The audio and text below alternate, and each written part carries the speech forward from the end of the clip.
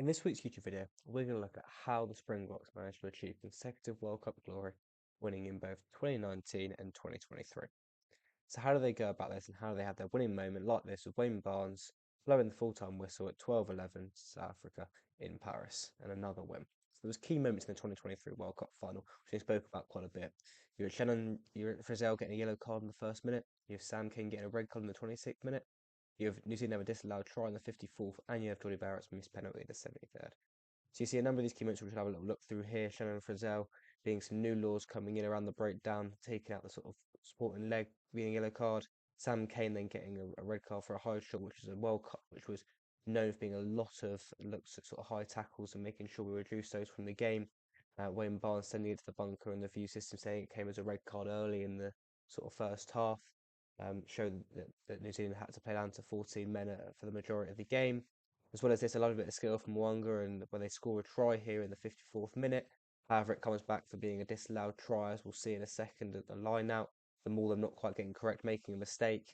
A key moment in the game here would have put them into an opportunity with a conversion to go ahead, New Zealand.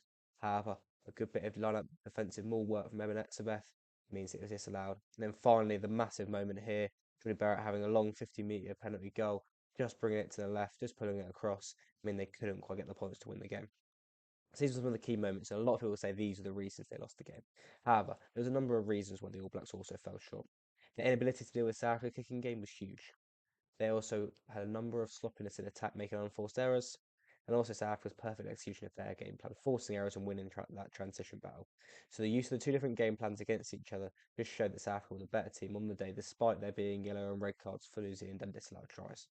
So you can see this through the match control stats. South Africa, with the early yellow card to Shannon Frizzell, got a penalty and got 3 points, meant they led the game for the full 80 minutes. And they controlled the game completely, using this sort of game plan here, having a strong set piece, looking to win the contact battle. And even when New Zealand did do really good things here, like winning the contact battle, and then set themselves up for a maul, slow the game completely down, as South Africa have done over the past sort of 8 years, and the reason they've been so successful. And then go to the kicking game, trusting people like Faf de Klerk and Andre Pollard to put the ball up in the air. This one here, Mwanga does well and wins the ball, but you'll see a number of times where it doesn't have the same effect. Once again, putting the kick up in the air, trying to force the error. So this time here, Bowden Barrett makes the error. This is a massive part of South Africa's game plan. They're trying to force that, using that kick to force the error and try and take advantage of it. Not quite able to score there, but that's a massive attacking opportunity for South Africa. Once again, Tristan Colby gets up in the air here, forces the error, and Peter Steph is able to make a line break and put them on the front foot. This is a massive part of how South Africa look to play. They look to play off the scraps of the opposition. So you can see how they look to force the error, then play in transition, where they can be really effective. Luckily here it comes back for a knock-on, because in fact South Africa made 30-40 metres, which ends up being a beautiful kick through. Once again, Willie LaRue picks it up and nearly scores, and say if this was played another couple of phases later, they might have scored. So you can see us through the different attack and the game plan of New Zealand and South Africa, with that turnovers won and lost. South Africa turned the ball over 7 times, while New Zealand forced themselves to make 19 turnovers. It's a number of different sort of changes of possession in the game, all in South Africa's favour.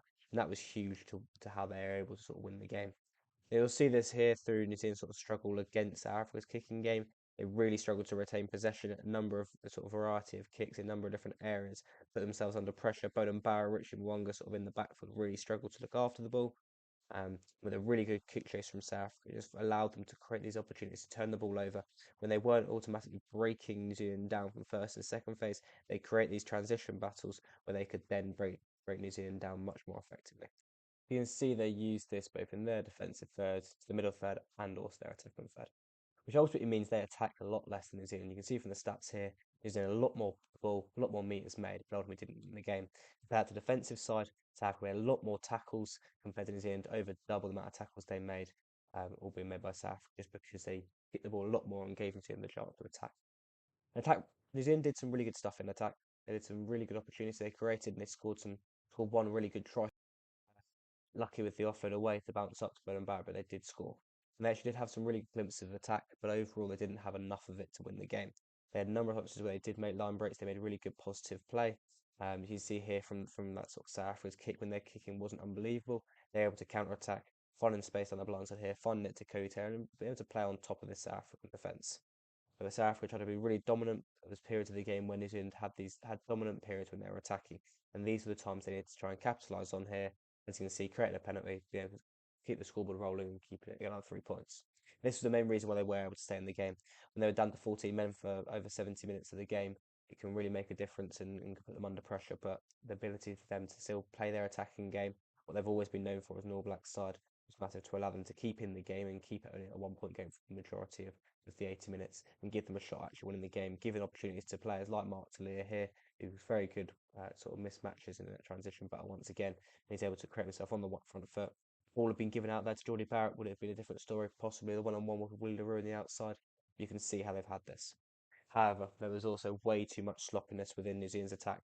So New Zealand had the ball twice as much as South Africa in the game, but actually the amount of turnovers we go to once again that South Africa had forced, it made a massive difference. So simple sort of handling errors on a wet day in Paris here. South Africa were able to play their game plan perfectly for the conditions. However, New Zealand's game plan they didn't execute anywhere near as well. The amount of turnovers ultimately with this last one here, Ali Surveyor in the 79th minute, as they're looking to create a penalty to turn the game over, not being the case. You can see a number of these mishandling errors. There's a lot of frustration, both for the players on the pitch and for the players off the pitch here, knowing that New Zealand had missed an opportunity to win the World Cup.